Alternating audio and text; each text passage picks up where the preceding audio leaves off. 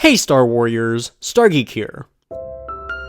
In a time where the new trilogy is being negatively viewed, the spin-offs are performing poorly at the box office, and Star Wars fans are jumping ship left and right, Disney must be freaking out a little bit. It seems like they might have pushed just a little too far, and people are hitting a bit of a Star Wars fatigue. The people who love the new stuff really love it, but it just isn't hitting a big enough audience for Disney's pocketbook.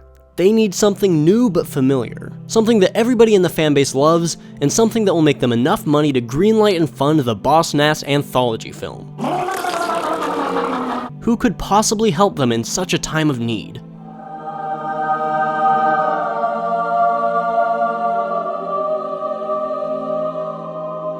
Of course, the one man who's creatively contributed to Lucasfilm for over a decade in the animation department. Jedi Master Dave Filoni has returned after that little side project of his, to bring back the beloved Star Wars: The Clone Wars. This return is exactly what this community needs right now, reuniting fans and sparking a lot of hope in the future of Star Wars. But Star Wars animation projects didn't always get reactions quite like... No, this stuff dates all the way back to the 70s. Before we ever got to see Darth Maul duel Darth Sidious, we got Boba Fett abusing animals and a drugged up Han Solo. Well, somebody must know something. Before we were graced with the malicious character of General Krell, we got this questionable shot of 3PO. I don't care if he does like me, R2. Just get me out of this embarrassing position. Before the Night Sister Witches was Morag the Forest Sorceress. And it took a solid 20 years before we got any quality Star Wars animation, in the absolutely spectacular 2003 Clone Wars miniseries. These volumes brought Star Wars to life in a way that had never been seen before, with masterful artistry, mystique, and simple storylines that were shockingly full of character for how little dialogue there was. But that was really the genius of this short-lived series. Instead of spending a bunch of time with corny writing, I don't like sand. I truly, deeply love you. And not just the men, but the women and the children too. they spent that time showing emotion through action and physical expression, building up tension and showcasing this galaxy in a stunning fashion. This is nearly the peak of Star Wars animation. This is practically perfection. So, what happens when you take beautiful visuals, great characterization, and ingenious and inventive storytelling? Well, as long as you skip a couple seasons and a really horrible 2008 movie, you get the Clone Wars.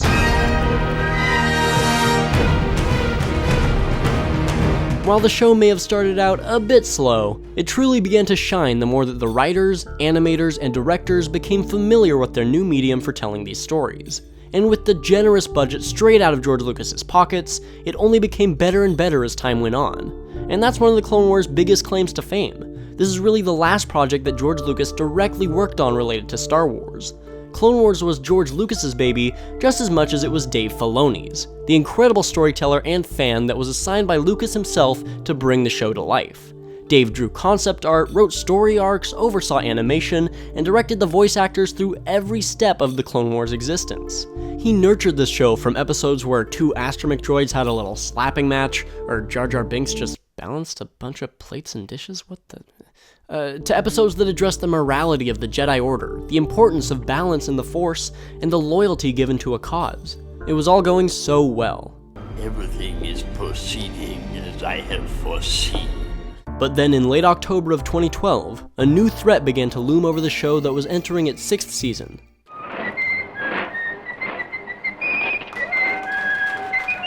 And the addition of Lucasfilm will further our growth strategy. Go on making Star Wars for the next 100 years. This was actually really exciting. The Clone Wars was performing marvelously, and now with huge owners like Disney, who knows how far they could take the series? Maybe they'll make a new movie that could help us forget about that old mistake.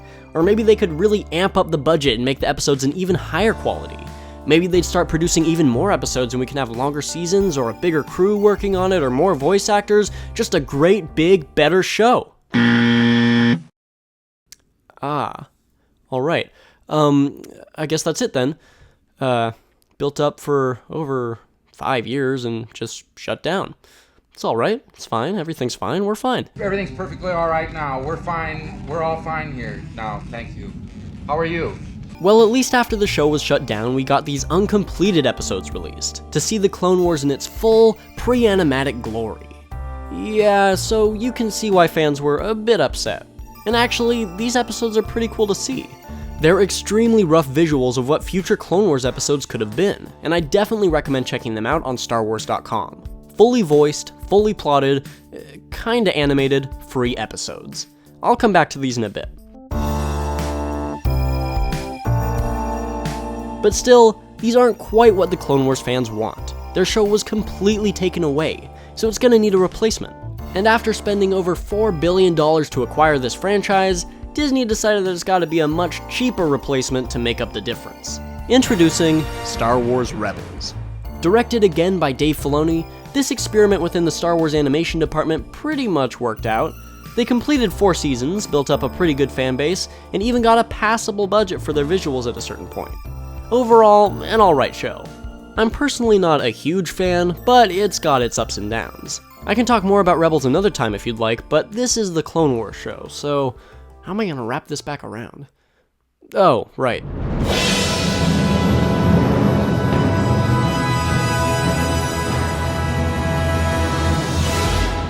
Disney realized their mistake, and in an attempt to win the fans back over, they brought out the big guns. The Clone Wars is returning for one final season with 12 full episodes. What are they going to be about? Probably these animatic episodes that we've already seen. That doesn't mean that we won't be seeing new stuff. There are only 8 of these publicly released, which means if they do choose to re-release these in fully animated quality as part of the season, then we'd really only be getting 4 entirely new episodes, with 8 spiffed up old ones. And the biggest downside to all of this is the fact that it will only be available on Disney's soon-to-be-released exclusive streaming service, meaning that to watch the show you not only have to buy a new streaming service, but the seasons that are on Netflix right now would probably be taken off and moved over to Disney's new thing. So this season has a few caveats to it. But none of that really matters. What matters is that this show is bringing the community back together. Disney realized that fans had become split and a bit cynical, and they set out to fix that by bringing something back that they really never should have gotten rid of in the first place. And it's worked. After this teaser's release, I've seen so much more positivity surrounding Star Wars Online, and that's really exciting. In all the excitement though, Disney got a little too thrilled with the animation hype and announced this. You've got to be kidding me. Which has really gotten a great response from the community. Everyone seems so happy with this project, really the right way to go for sure. It's just going to be another winner for the Disney Channel. I mean, I cannot wait to see this show get all of the awards. I'm getting sidetracked. The point is, the Clone Wars represents exactly what I was talking about re-sparking in my last video. The heart of Star Wars. No one is arguing, no one's upset. Everybody is coming together to celebrate that a show that they all collectively love is making a return. It was a great choice that is helping to mend the negative state of the community. Being led by a Lucasfilm veteran and a Clone Wars expert, Star Wars is back, and it's not going anywhere. Let's just try to keep any, baby Hutts or anything out of this, please. That would be really great. Subscribe to StarGeek for in-depth Star Wars content. If you enjoyed the video or love that the Clone Wars is back, please shoot that like button at light speed. You can find me on Facebook, Twitter, and Instagram by clicking the links in the description. And you can check out my last video, The Sorry State of Star Wars, if you just click on the thumbnail. You can also watch my side-by-side video comparison of my fan trailer for the original trilogy in the style of The Last Jedi. Until we meet again in a galaxy far, far away, this has been StarGeek.